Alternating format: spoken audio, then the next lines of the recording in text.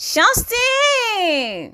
Tuseme Pambio la zamani sana mimi nilifundishwaga na rafiki yangu at primary school, inasema bwana wa mabwana hapokei rushwa, bwana wa mabwana hapokei rushwa. Angepokea rushwa Wachaga wangetoa minyama mindizi kibao.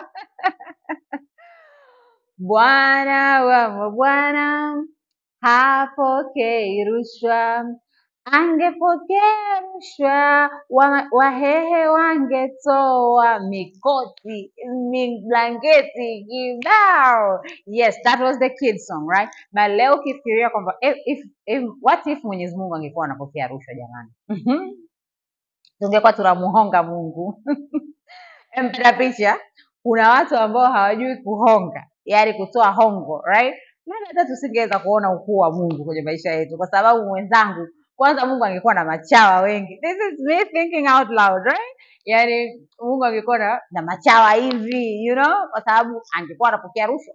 Mpata picha tu jambo lako fulani likitaka kufanikiwa, mlolongo wa kwenda kumfanya, mfano kwenda kumuona tu, labda kwenda kusali tu, ingekuwa lazima upitie kushoto kulia, yani ndio umpate huyu Mwenyezi Mungu. Jamani, kuna watu nakwambia maisha yao na imani yangekuwa ni maisha mawili tofauti. Lakini we are very lucky kwa sababu tuna Mwenyezi Mungu ambaye hapokei rushwa, right? Tuna Mwenyezi Mungu ambaye ana vitu vyake tu unatakiwa uvifuate basi. Yani sio rushwa, unatakiwa usali, unatakiwa utoe sadaka, unatakiwa usome neno lake, unatakiwa ufanye mambo mema. Ukiona kabisa vyote huwezi kuvifanya vyote, anakupa option ya kumpigia magoti wewe mwenyewe uongee naye, sawa, kama alivyoongea na watu wengine. Lakini think out the box, like angekuwa anapokea rushwa, how will it be? Hebu naye niambie mpendwa jamani, kama Mungu angekuwa anapokea rushwa, how much will you give?